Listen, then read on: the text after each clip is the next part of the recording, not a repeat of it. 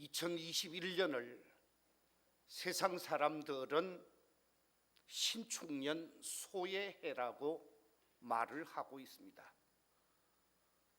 저는 이 12지간지에 관해서 어떤 믿음도 갖고 있지 않는 사람입니다마는 2021년을 소외해라고 하는 이 2021년을 맞이하면서 우리 그리스도인들이 소와 관련된 믿음의 모습은 소유하는 것이 좋겠다. 소를 통해서 우리에게 말씀해 주시는 하나님의 음성을 받고 그 말씀에 합당한 믿음의 길을 펼쳐가고 그 말씀에 합당한 신앙의 사명자로 삶을 살아가는 것은 아주 의미가 있겠다라고 생각을 하고 소에 관한 말씀, 소에 관한 교훈을 오늘 본문 속에서 함께 나누고자 합니다. 먼저 소를 통해서 발견할 수 있는 중요한 장점 한 7가지 정도를 말씀드리면, 소를 통해서 발견할 수 있는 가장 중요한 장점이 무엇일까? 그것은 제일 먼저 말할 수 있는 것은 근면성과 성실함일 것입니다. 두 번째 말할 수 있는 것은 참을성과 인내심일 것입니다. 세 번째 말할 수 있는 것은 신뢰성과 충직함일 것입니다. 그리고 네 번째 말할 수 있는 것은 유순함과 온순함일 것입니다. 그리고 다섯 번째 말할 수 있는 것은 불평과 불만이 없는 철저한 순종심을 소를 통해서 발견할 수가 있습니다. 그뿐만이 아닙니다. 소를 통해서 발견할 수 있는 것은 강한 뚝심과 의지를 발견할 수도 있고, 또한 저 동남아 지역, 특별히 인도의 사람들은 소를 통해서 신성시하는 것을 발견할 수가 있습니다. 이처럼 소를 통한 장점은 많이 발견할 수가 있죠.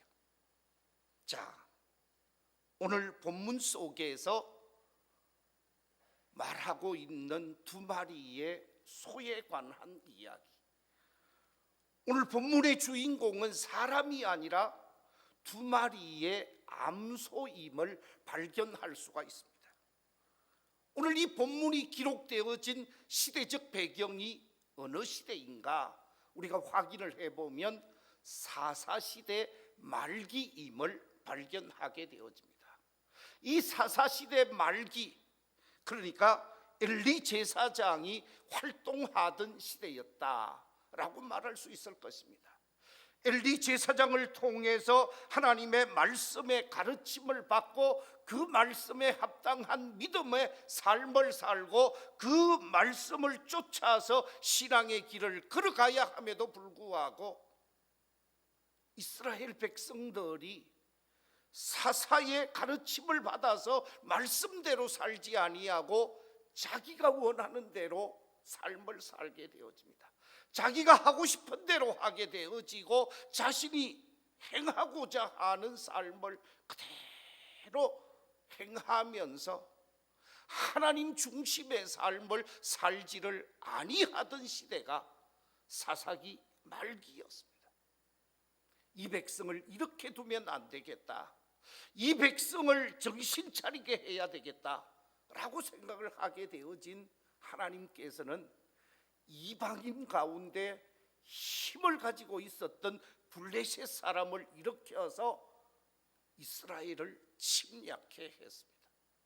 이스라엘을 침략하게 되어지는 블레셋 군대를 앞에 두고 이스라엘 백성들이 하나님의 뜻을 찾고 하나님의 도움을 구하며 하나님을 의지하는 사람들이 되어져야 할 것인데 하나님을 전혀 찾지를 않았습니다.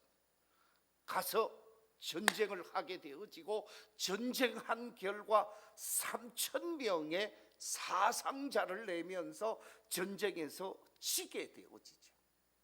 전쟁에서 지게 되어지고 난 이 이스라엘 백성들이 다시 정신을 차리면서 하나님 앞에 엎드려 간구하며 하나님의 뜻을 구하였으면 좋았을 터인데 그렇게 하지 아니하고 우리가 전쟁에 지게 되어진 것은 여호와의 법궤를 앞세우지 않았기 때문이다 라고 생각을 하는 것입니다. 하나님을 찾고 하나님이 기뻐하는 모습으로 변화된 신앙인이 되어져야 하는데 형식만 하나님을 앞세우는 법궤를 앞세워서 전쟁을 하려고 하게 되어집니다. 제2차 전쟁이 일어나게 되어졌습니다. 2차 전쟁을 치르게 되어지면서 이스라엘 백성들이 법궤를 앞세우고 가면 우리가 이길 것이다, 하나님이 도와줄 것이다, 하나님이 함께 할 것이다 라고 생각을 했는데 2차 전쟁을 통해서 블레셋과의 전쟁에서 3,000명이 아니라 3만 명의 사상자가 나게 되어집니다. 완전히 패배하게 되어지고 그 자리에서 불행하게도 엘리 제사장이 죽게 되어지고 그의 두 아들도 불행한 결과를 맞이하게 되어집니다. 자, 이렇게 해서 전쟁에 패하는 것으로 끝난 것이 아니라 법궤를 앞장 세워서 갔던 법궤마저 그만 빼앗기고 만 법궤를 빼앗기자 블레셋 군대가 그 법궤를 가지고 자신의 나라로 가게 되어집니다. 자신의 나라, 이 블레셋에서 가장 중요한 곳에 하나님의 법궤를 두어야 되겠다라고 생각을 하고 아스돗이라는 도시에 하나님의 법궤를 세워두게 되어집니다. 그들이 믿고 그들이 의지하고 그들이 사랑하는 다곤 신전 중심부에 하나님의 법궤를 갖다 놓으면 이스라엘의 하나님이 블레셋을 도와주고 블레셋을 축복할 것이다 라고 생각했는지 다곤 신전에 갖다 두었더니 그 다음 날 아침 다곤 신전이 엎어져 있고 다곤 신이 깨어져서 말이 아닌 거예요. 그뿐만이 아닙니다. 하나님의 법궤를 이 아스돗에 갖다 놓은 그 다음 날부터 이 아스돗 지방에 재앙이 끊어지지를 않는 거예요. 전염병이 일어나고 문제와 사건이 어려움이 계속해서 일어나게 되어지니까 우리 지역에 더 이상 이스라엘 신의 법궤를 놓아두지 마십시오. 이것을 치워주십시오. 이것을 옮겨가도록 해주십시오 하니까 아스돗에 더 이상 둘 수가 없었습니다. 그래서 다시 여호와의 법궤를 가드로 옮기게 되었습니다. 가드로 옮겼는데 가드에도 마찬가지로 재앙이 임하게 되어지고 불행한 사건이 일어나게 되어지니까 가드 사람도 두 손을 들고 우리 지역에서도 이 법궤를 놓아둘 수가 없습니다. 다른 곳으로 보내십시오. 그래서 보내게 되어진 곳이 에그론이었습니다. 에그론에 보냈더니 에그론에는 안전할 것이라고 생각했는지 모르지만 에그론에도 재앙이 임하고 불행이 임하고 문제가 임하게 되어집니다. 여호와의 법궤가 가는 곳곳마다 불행한 역사가 나타나게 되어졌다고 말하고 있습니다. 우리 성경 말씀 사무엘상 5장 9절 스크린의 말씀을 같이 한번 읽어보겠습니다. 시작. 그것을 옮겨간 후에 여호와의 손이 심히 큰 환난을 그 성읍에 더하사 성읍 사람들의 작은 자와 큰 자를 다 쳐서 독한 종기가 나게 하신지라. 성읍 모든 사람이 불행을 경험하게 되어지고 병마에 사로잡히게 되어졌다라는 거죠. 그래서 우리 지역에 도저히 더 이상 둘 수가 없다. 이 블레셋 지역에서 이스라엘 지역으로 보내야 되겠다. 여론이 형성되어집니다. 어떻게 보내야 하는가?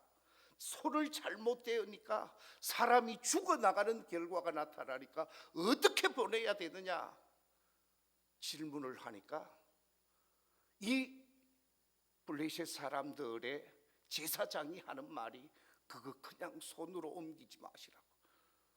그래서 수레를 만들게 되어집니다.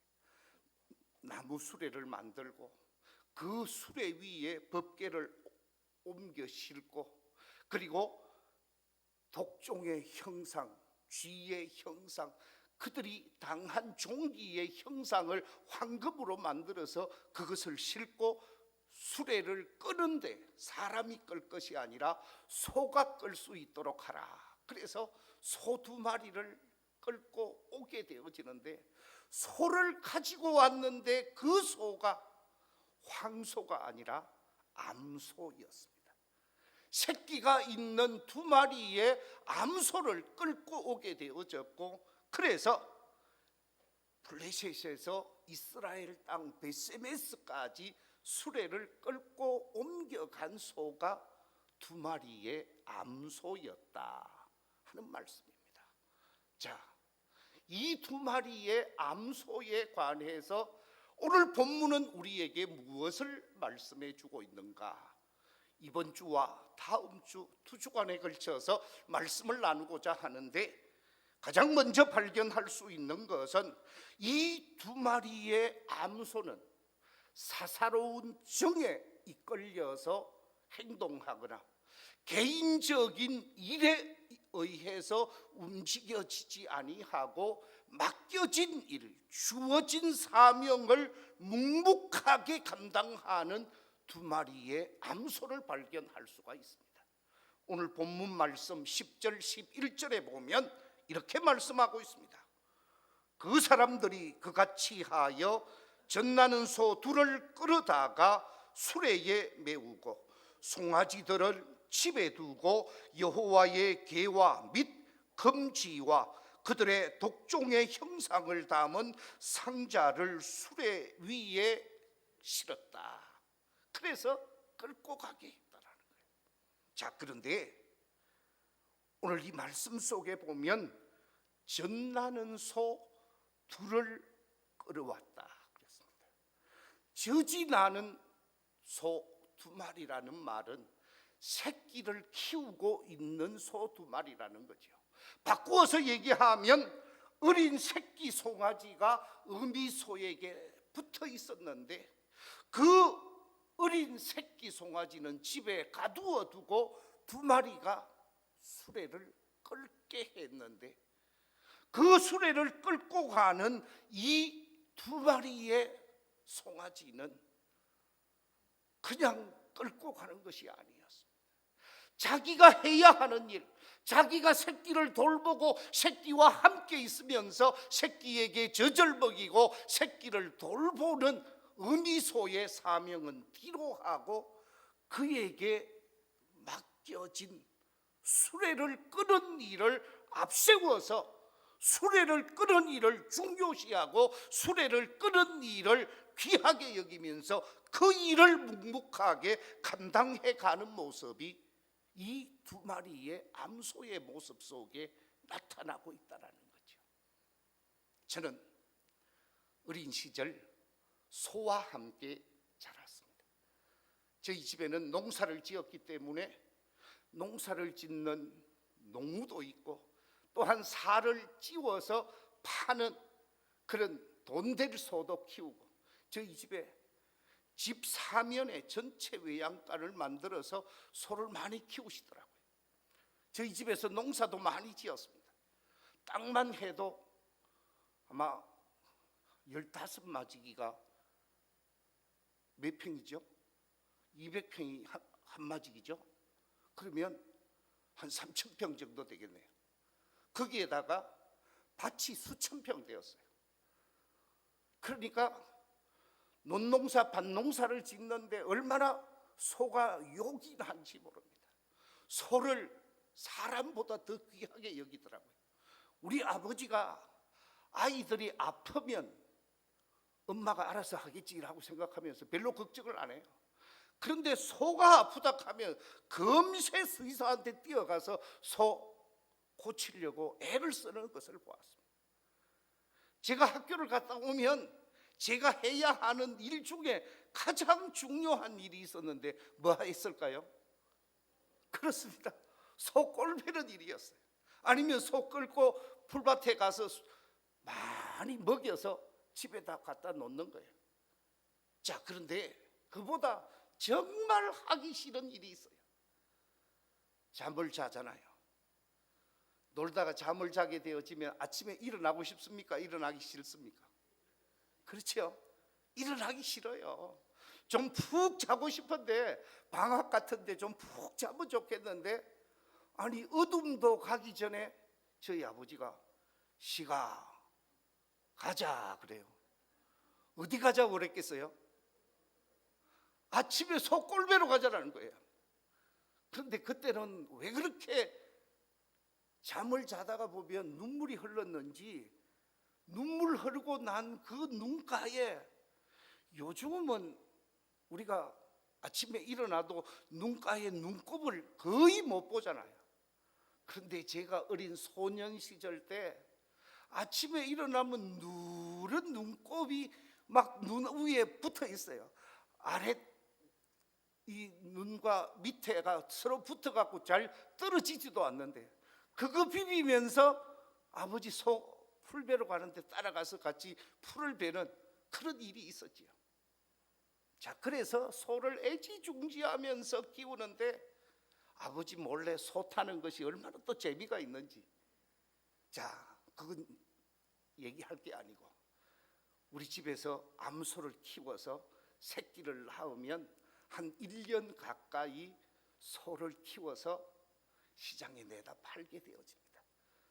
1년 동안 어미소가 모든 정성과 사랑을 기울여서 소를 먹이고 키워서 살을 찌워서 시장에 가서 팔게 되어지는데, 그때 새끼소만 데리고 가는 것이 아니라 반드시 어미소도 같이 데리고 갑니다.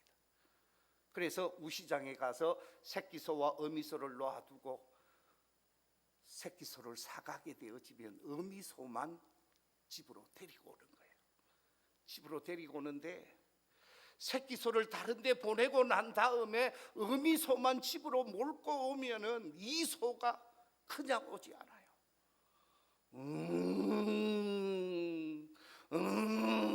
이러면서 울어제끼면 그 울음소리가 얼마나 애절한지, 새끼를 보내고 새끼와 이별하는 어미소의 눈물, 달구똥 같은 눈물을 흘리면서 우는 모습을 제가 지금도 잊을 수가 없습니다. 자, 오늘 이 본문 속에 등장하고 있는 암소가 그와 같다라는 거예요. 새끼는 자기 옆에 없습니다. 자신은 끌어야 하는 이 법계 실은 수레를 끌고 가야만 합니다.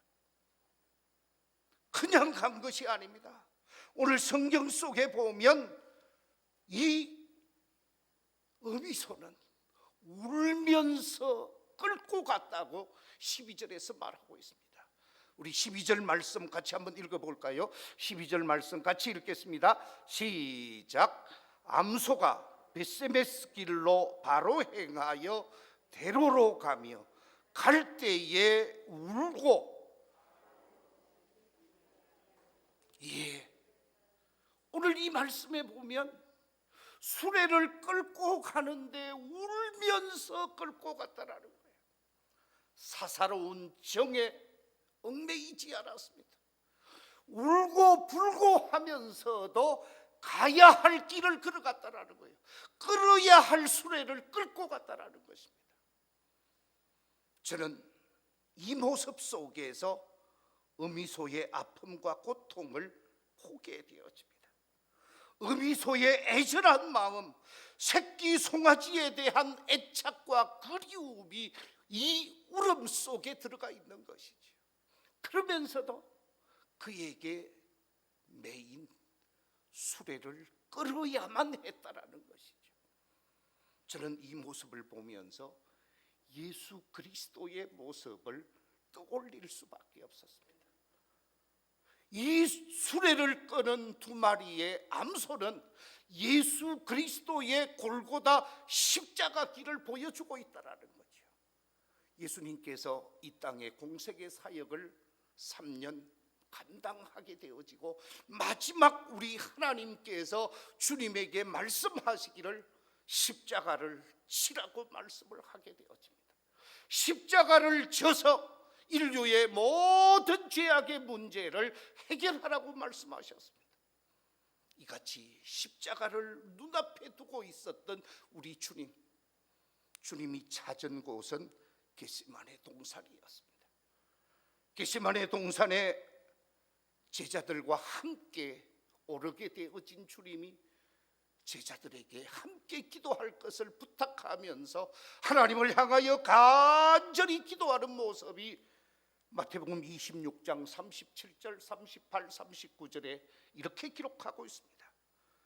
베드로와 세베대의 두 아들을 데리고 가실새 고민하고 슬퍼하사 이에 말씀하시되 내 마음이 매우 고민하여 죽게 되었으니 너희는 여기서 머물러 나와 함께 깨어 있으라 하시고 조금 나아가사 얼굴을 땅에 대시고 엎드려 기도하여 이르시되 내 아버지여 만일 할만하시거든 이 잔을 내게서 지나가게 하옵소서.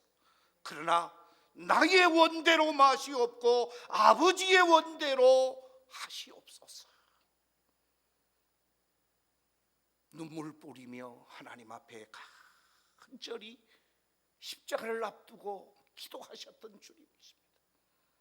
누가복음 22장 41절 42절에서는 이렇게 표현하고 있습니다. 그들을 떠나 돌 던질 만큼 가서 무릎을 꿇고 기도하여 이르시되 아버지여 만일 아버지의 뜻이거든 이 잔을 내게서 옮기시옵소서.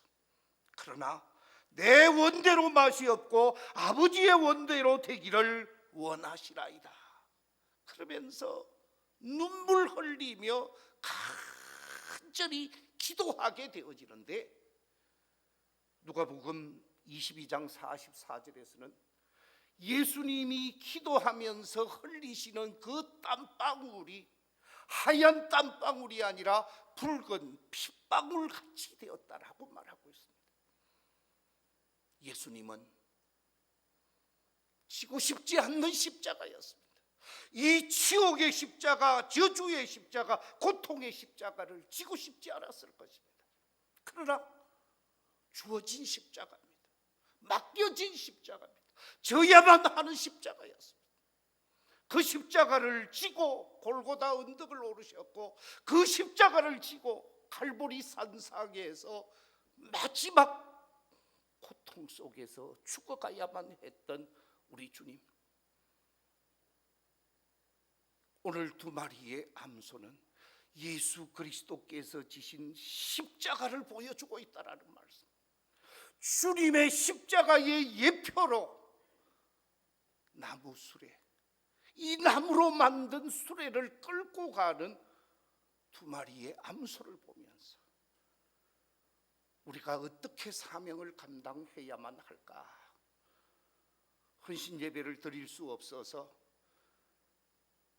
재직 헌신 예배를 드리지 못하는데, 저는 오늘 이 자리에 계신 우리 모든 당회원들과 우리 모든 재직들과 우리 모든 사명자들이 두 마리의 암소처럼 자신들에게 매여진 십자가, 자신들에게 지워진 십자가, 내게 맡겨진 십자가를 이 두 마리의 암소처럼, 아니 십자가를 지고 골고다를 오르신 우리 주님처럼 맡겨진 십자가를 묵묵히 지고 믿음의 길을 아름답게 걸어갈 수 있는 참 사명자로 오늘을 살아갈 수 있는 우리 모든 성도들이 되시기를 주님의 이름으로 축원합니다.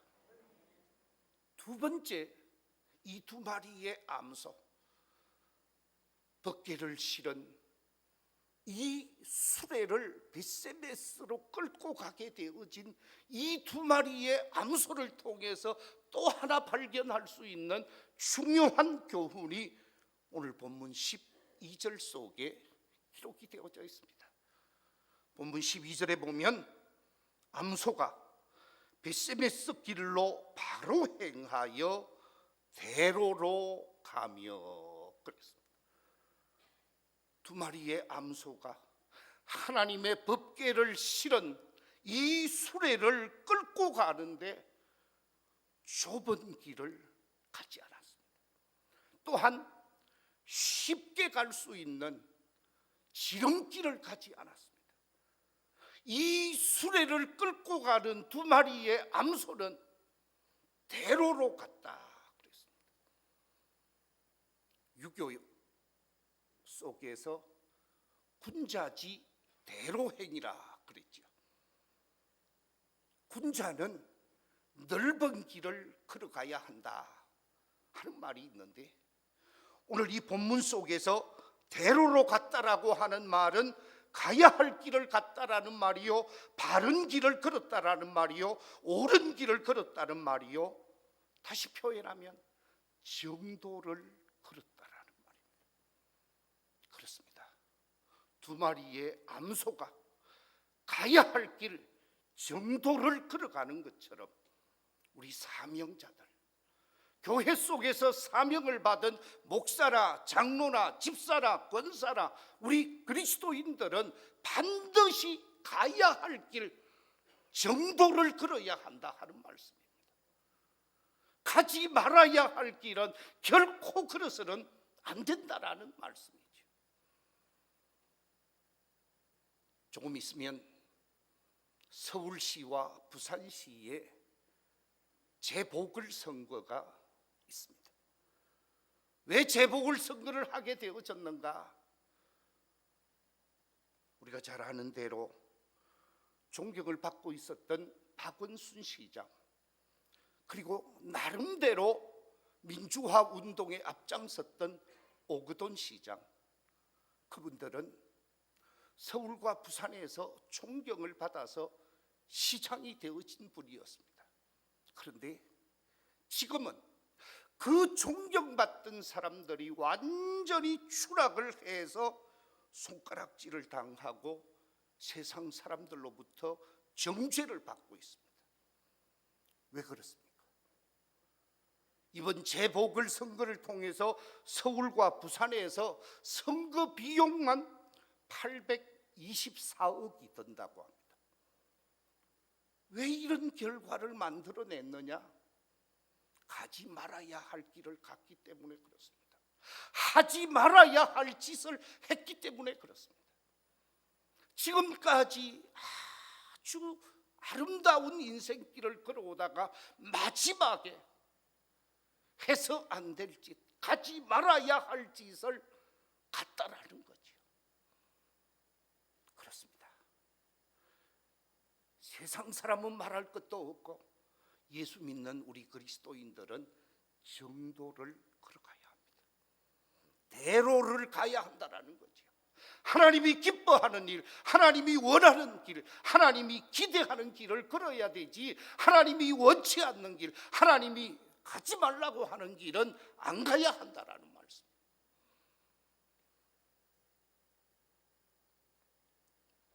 얼마 전 정인이 사건이 있었죠. 이 정인이 사건으로 인해서 예수 믿는 사람들의 가치가 또다시 추락하게 되어졌습니다. 왜? 예수 믿는 어머니 아버지가 해서 안 될 짓을 했습니다. 예수 그리스도를 믿는 믿음의 사람이 보여주지 말아야 할 짓을 했습니다. 인권과 생명, 이 생명과 인권은 하나님이 부여한 생명이요, 하나님이 부여한 인권이기 때문에 부모라 할지라도 함부로 할 수 없는 일인데, 양부, 양모라는 사람들이 하지 말아야 할 짓을 했습니다. 해서는 안 될 짓을 하게 되어지면서 예수 믿는 사람들에게 큰 충격을 주었다라는 거죠. 그렇습니다. 해서 안 될 짓을 하게 되어지면 자랑스러운 이름에서 부끄러운 이름으로 추락하게 되어집니다. 존경받는 인물에서 수치스러운 인간으로 전락하게 되어집니다. 많은 사람들로부터 정죄와 손가락질을 받게 되어집니다. 신명기에 보면 하나님께서는 우리의 앞길에 두 가지를 놓아 두었다고 말하고 있습니다. 우리 함께 신명기 30장 15절 이하 18절 말씀, 스크린의 말씀을 같이 한번 읽어보겠습니다. 시작. 보라, 내가 오늘 생명과 복과 사망과 화를 네 앞에 두었나니 곧 내가 오늘 네게 명령하여 네 하나님 여호와를 사랑하고 그 모든 길로 행하며 그의 명령과 규례와 법도를 지키라 하는 것이라. 그리하면 네가 생존하며 번성할 것이요 또 네 하나님 여호와께서 네가 가서 차지할 땅에서 네게 복을 주실 것임이니라. 하나님께서는 우리 앞길에 생명을 주고 사망을 두었다고 그랬습니다. 복의 길을 허락하시고 화를 당할 수밖에 없는 길도 말씀하셨습니다. 생명의 길을 걷느냐 저주의 길을 걷느냐는 선택하는 그 사람에게 달려 있습니다. 가야 할 길 대로로 행하고 가야 할 길 정도로 가는 사람은 복을 받을 사람이요 생명을 얻을 사람이요 약속의 땅 가나안에 들어가게 되어질 사람입니다. 그러나 가지 말아야 하는 길, 가서는 안 되는 길을 걷게 되어지면 화가 임할 수밖에 없고 저주가 임할 수밖에 없다라는 말씀입니다. 신명기 30장 19절 20절에서 이렇게 말씀하고 있습니다. 내가 오늘 하늘과 땅을 불러 너희에게 증거를 삼노라. 내가 생명과 사망과 복과 저주를 네 앞에 두었은즉 너와 네 자손이 살기 위하여 생명을 택하고 네 하나님 여호와를 사랑하고 그의 말씀을 청종하며 또 그를 의지하라. 그는 네 생명이시요 네 장수이시니 여호와께서 네 조상 아브라함과 이삭과 야곱에게 주리라고 맹세하신 땅에 네가 거주하리라. 하나님께서는 우리를 부르셔서 생명의 길, 축복의 길을 걷기를 원하십니다. 이 생명의 길, 축복의 길을 걸어가게 되어지면 생명을 얻게 되어지고 복을 얻게 되어지면서 여호와의 은혜와 축복을 경험하게 되어진다라는 것이죠. 그러나 가지 말아야 하는 길, 가서는 안 되는 길을 걷게 되어지면 멸망의 주인공이 될 수밖에 없습니다. 그래서 시편 1편 1절 2절에서는 이렇게 말씀하고 있습니다. 복 있는 사람은 악인들의 꾀를 따르지 아니하며 죄인들의 길에 서지 아니하며 오만한 자들의 자리에 앉지 아니하고 오직 여호와의 율법을 즐거워하여 그의 율법을 주야로 뭐 한다고요? 묵상하는도다 그랬습니다. 복 있는 사람은 결코 악인들의 꾀를 따르지 아니합니다. 죄인들의 길에 서지 아니합니다. 오만한 자들의 자리에 앉지 아니합니다.